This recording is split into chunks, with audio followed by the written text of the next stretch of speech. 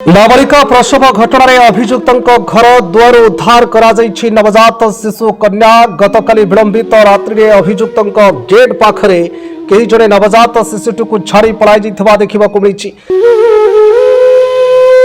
ग्रामवासी शिशुटी को उद्धार कर चिकित्सा करने निमंते जाजपुर रोड गोष्ठी स्वास्थ्य केन्द्र को आने सहित पुलिस को खबर देते।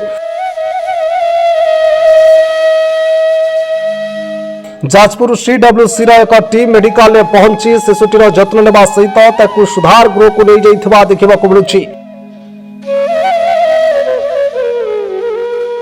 एटी प्रश्न उठुछि जे एते कांड भियाइथिबा संपृक्त डाक्टर विरोध में कहीं कार्यानुष्ठान लिया जाउ नाही। पुलिस पारिबा पणिया को नहीं साधारण में प्रश्नवाची सृष्टि करुछि। देखा बाकी रहिला शिशुटी रहितला केउठी किए आने ताकू फपाड़ी देला एथिरे आउ क्यों माने सब संपृक्त अछंती ता तदंत हेले सब कथा स्पष्ट हेबो।